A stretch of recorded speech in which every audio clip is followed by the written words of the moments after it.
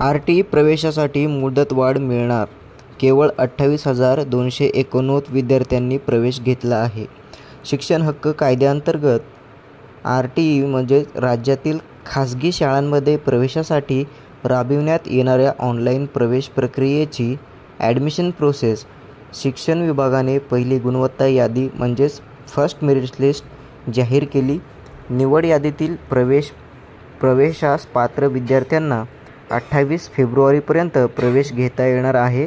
परंतु मुदत संपायला आता एकच दिवस बाकी आहे.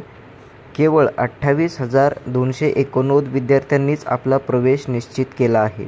यंदा या प्रवेश प्रक्रियेसाठी राज्यभरातील 8,863 शाळांमधील 1,09,087 जागांसाठी 3,05,182 अर्ज दाखल झाले होते.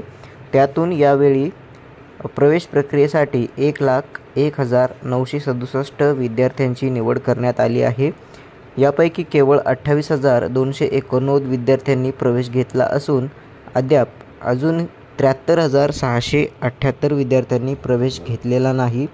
त्यामुळे प्रवेश घ्यायला केवळ 2च दिवस बाकी आहेत. त्यामुळे उर्वरित विद्यार्थ्यांनी आपला प्रवेश निश्चित करावा असे आवाहन शिक्षण विभागामार्फत करण्यात आले आहे. मात्र फारच कमी विद्यार्थ्यांनी प्रवेश घेतल्यामुळे शिक्षण विभागाकडून प्रवेशासाठी मुदतवाढ दिली जाणार का याकडे पालकांचे लक्ष आहे. त्यामुळे शिक्षण विभाग काय निर्णय घेणार हे पाहणे उत्सुकतेचे आहे.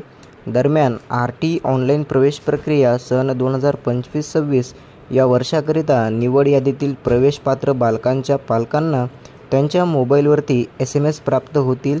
परंतु काही पालकांनी फक्त SMSवरती अवलंबून न राहता आर.टी.च्या अधिकृत पोर्टलवरील अर्जाची स्थिती या टॅबवर आपला अर्ज क्रमांक लिहून लॉटरी लागली अथवा नाही याची खात्री करावी असे देखील शिक्षण विभागामार्फत सांगण्यात आलेले आहे.